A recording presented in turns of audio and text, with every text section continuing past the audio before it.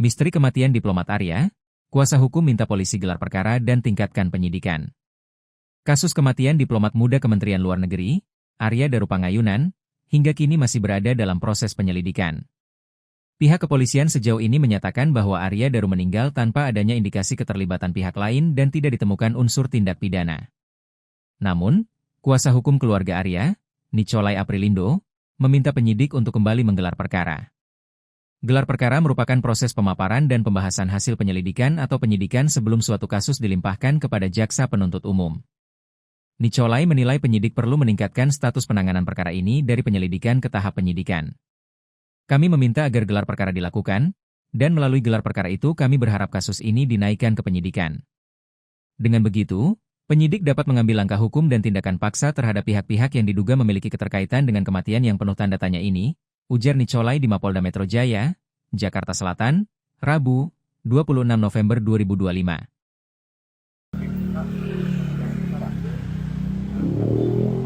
Kemudian dalam gelar perkara itu kami juga minta ditingkatkan ke penyidikan memenuhi undangan. Ini undangan ya, undangan yang dikirimkan oleh Polda Metro Jaya dalam hal ini penyelidik yang menangani kematian misterius almarhum Arya Darupangayunan, diplomat luar negeri, di mana panggilan itu ditujukan kepada ayahanda almarhum Pak Subariono dan istri almarhum Neta Ida.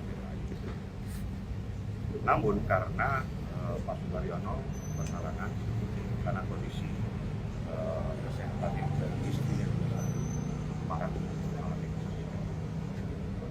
akut, dan kemudian istri daripada almarhum juga belum stabil dan saat ini mengalami kondisi sakit, maka mereka tidak bisa hadir.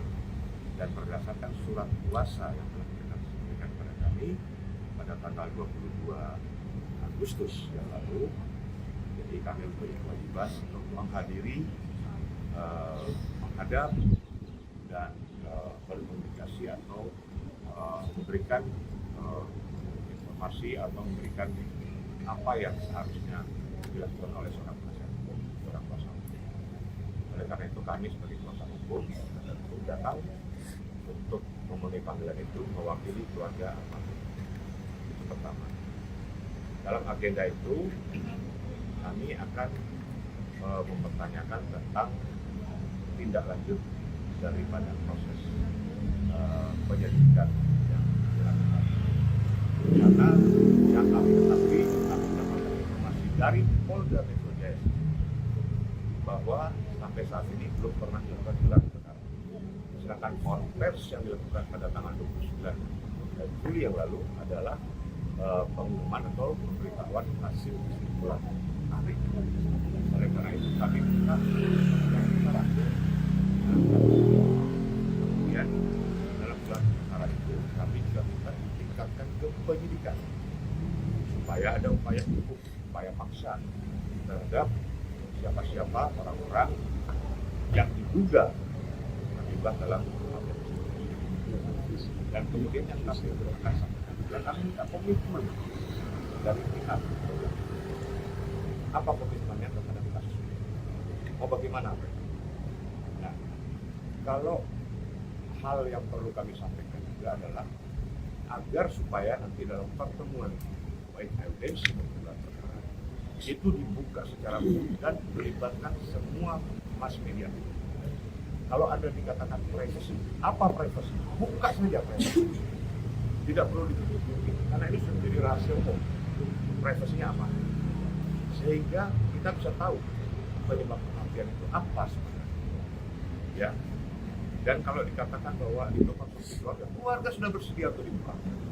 Tidak perlu ditutup. Keluarga sudah memberitahu kepada kami bahwa buka saja privasi. Pun itu di mass media buka. Tidak perlu ditutup. Nah, kalau apa yang kami sampaikan tidak dapat dipenuhi, maka kami minta agar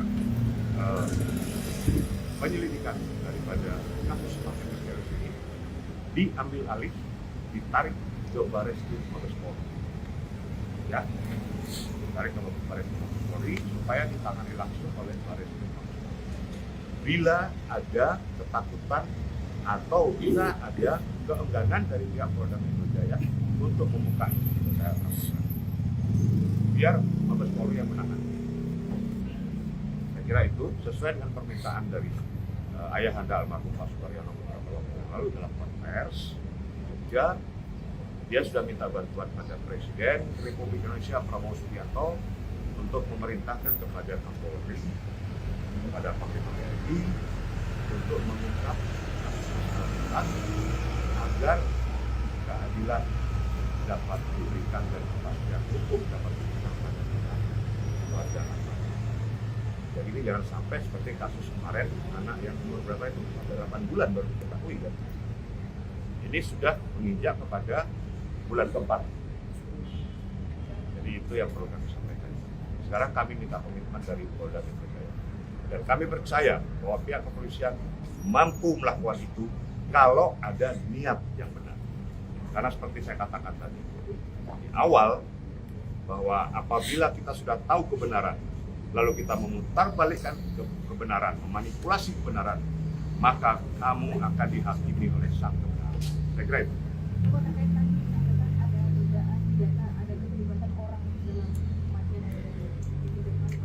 Ya, jelas itu dari tata cara kematian, proses kematian dililit lakban sedemikian rupa. Sebelum dililit, lakban dibungkus dengan plastik resap, lalu dililit lakban. Apakah itu sanggup dilakukan oleh almarhum sendiri? Dan pertanyaan kami, pada saat almarhum melilit itu, dalam posisi bagaimana? Berdirikah dia, dudukkah dia, atau tidurkah dia? Kalau tidur, posisi tempat tidur, kasur, bantal yang rapi, dan diselimuti dengan apakah itu bisa secara logika dilakukan? Itu pertama. Yang kedua, pada saat almarhum dililit atau terlilit lakban itu, sudah dalam keadaan mati atau setengah mati atau masih hidup. Nah, olah TKP pertama, kenapa lakban itu digunting? Ya, kan dalam lakban itu dan plastik itu pasti ada partikel-partikel, baik dari nafas, dari partikel manusia yang bisa mengungkap itu. Apakah kondisinya dalam keadaan hidup atau setengah hidup atau setengah mati dalam kondisi hidup atau sudah mati? Ini kan langsung digunting, dan lakban yang digunting pun tidak pernah dihadirkan sebagai barang bukti dalam konferensi tanggal 29 Juli. Yang dihadirkan justru lakban baru yang masih dalam plastik yang diambil dari istri almarhum. Dugaannya menurut kemana nih Pak? Keterlibatan pihak? Biarlah itu penyelidik yang mengatakan. Kami tidak boleh berasumsi atau mengira-kira. Saya yakin penyelidik tahu sebenarnya, cuman ada keengganan. Tahu saya. Dan saya sudah dapat banyak data informasi bahwa sebenarnya penyelidik tahu, tapi mereka masih mencari kesempatan yang tepat atau enggan atau takut. Oleh karena itu lebih baik diambil oleh polisi. Pak, kalau dalam agendanya apakah ada perlindungan atau barang bukti baru juga di bawah itu? Kami kan kesini dalam kata undangan di mana pihak Polda katakan akan memberikan penjelasan. Kalau gelar perkara dilakukan, baru kami hadirkan temuan baru kami, barang bukti dan ahli-ahli yang sudah kami hubungi, sudah kami koordinasi. Nah, ini kan belum pernah ada gelar perkara.